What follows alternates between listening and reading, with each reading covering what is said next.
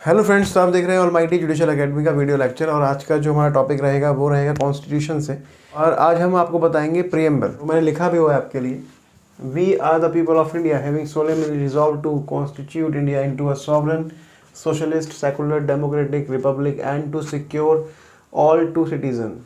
हम भारत के लोग हैं जिन्होंने भारत को एक संप्रभु, समाजवादी, धर्मनिरपेक्ष, लोकतांत्रिक गणराज्य के रूप में गठित करने और अपने सभी नागरिकों को सुरक्षित रखने का संकल्प लिया है, जिसमें जस्टिस, सोशल, इकोनॉमिक, पॉलिटिकल, ये 4 वर्ड और जोड़े गए हैं, जिनसे वो 81 वर्ड का जो हमारा सिंबल है वो 85 वर्ड्स का हो गया है।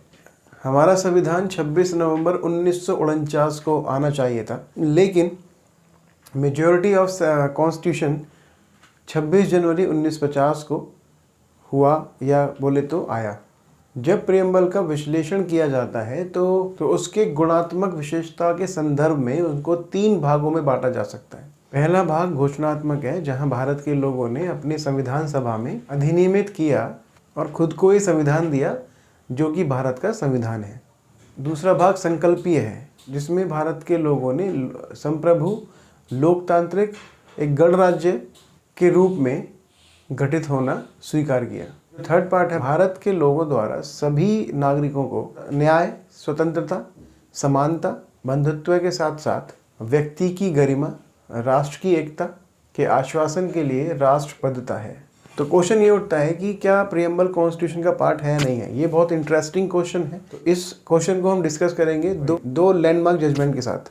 तो पहले केस में सुप्रीम कोर्ट ने माना कि इसमें कोई भी डाउट नहीं है कि preamble is the key to open the mind of makers, जो सामान्य उद्देश्यों को दिखा सकते हैं, जिसके लिए उन्होंने संविधान में कई प्रावधान भी किए हैं, लेकिन फिर भी preamble is not a part of the constitution.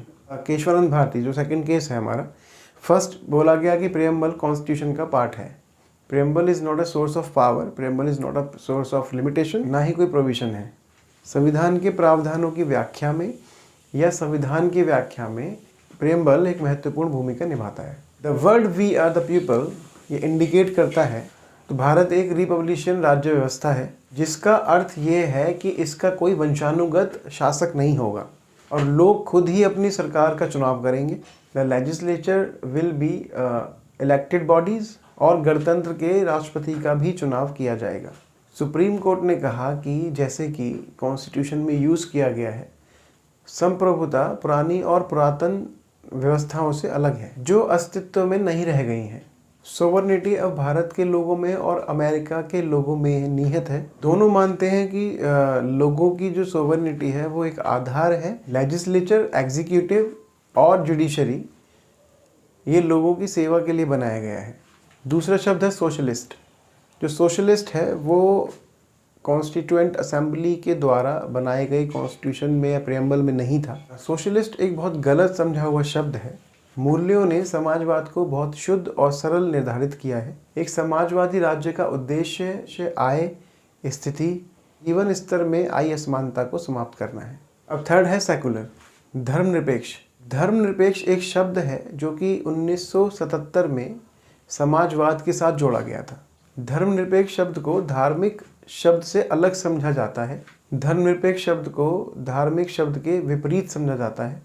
अपने राजनीतिक संदर्भ में धर्मनिरपेक्ष राज्य विभिन्न देशों में व्यापक रूप से ऐतिहासिक और सामाजिक परिस्थितियों से, राजनीतिक दर्शन और किसी विशेष रूप से किसी विशेष देश की महसूस की गई ज़रूरतों को आधार मानकर अलग अलग अर्थ ग्रहण कर सकता है।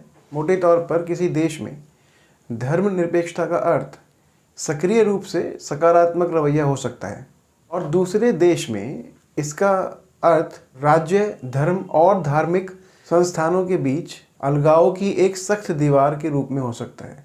अगर हम भारतीय परिप्रेक्ष्य के बारे में बात करते हैं तो कोई अधिकाधिक धर्म नहीं है, यानी भारत एक धार्मिक देश नहीं है।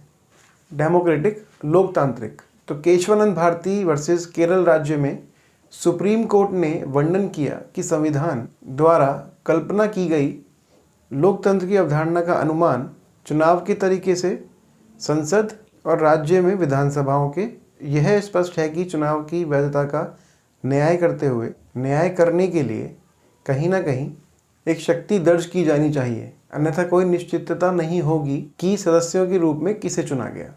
रिपब्लिक एक राज्य है जहां राज्य का कार्यकारी वंशानुगत सम्राट नहीं बल्कि निर्वाचित प्रतिनिधि होता है, गणतंत्र कहलाता है।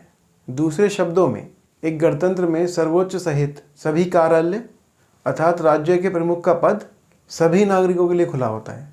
किसी नागरिक के किसी भी सार्वजनिक पद पर चुने जाने के लिए कोई रोक नहीं है।